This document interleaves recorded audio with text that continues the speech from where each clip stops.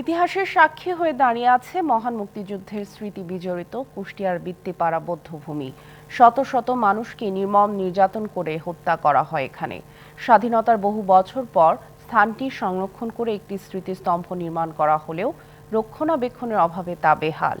এজন্য দলাদলিকে দুষছেন মুক্তিযোদ্ধারা। ৭১-এর মহান মুক্তিযুদ্ধের সময় কুষ্টিয়া সদর উপজেলার বৃত্তিপাড়া বাজার সংলগ্ন এলাকায় যৌথ ঘাঁটি গড়ে পাকিস্তানি বাহিনী ও রাজাকাররা।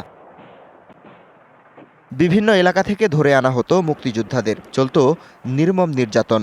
৯ই ডিসেম্বর ক্যাম্পটি পতনের আগে শত শত মানুষকে হত্যা করে পাক সেনারা।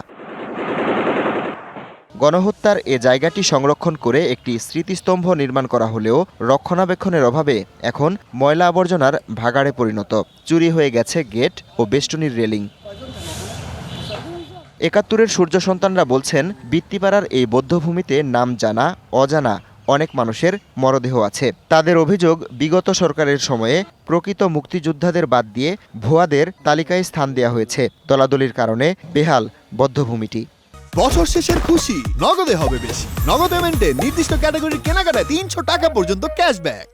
কুষ্টিয়ার বৃত্তিপাড়া একটা বড় বধ্যভূমি, যেখান থেকে প্রায় ১ ট্রাক মাথার খুলি শুধু নিয়ে যে বিদেশিদেরকে দেখানো হয়েছিল। একটা স্মৃতিস্তম্ভ করা হয়েছে, কিন্তু সেটা তো রক্ষণাবেক্ষণ হচ্ছে না। যদি সত্যিকারের মুক্তিযোদ্ধাদের যাচাই বাছাই করা হয়, অর্ধেক টেকবে কিনা আমার সন্দেহ আছে। যারা সত্যিকারের মুক্তিযোদ্ধা, তারা যদি মুক্তিযোদ্ধা নাই হয়, এর রক্ষণাবেক্ষণ কে করবে? যার জন্য এগুলো অরক্ষিত পালিয়ে আছে। যারা অস্ত্র হাতে যুদ্ধ করছে, দেশটাকে স্বাধীন করছে, তাদের মূল্যায়ন করা হোক।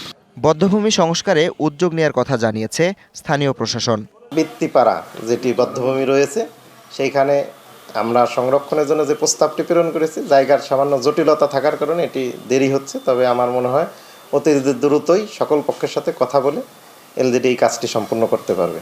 মুক্তিযুদ্ধের স্মৃতিবিজড়িত স্থানগুলো সংরক্ষণের মাধ্যমে নতুন প্রজন্মের কাছে সঠিক ইতিহাস তুলে ধরার তাগিদ মুক্তিযোদ্ধা ও এলাকাবাসীর। DBC news desk.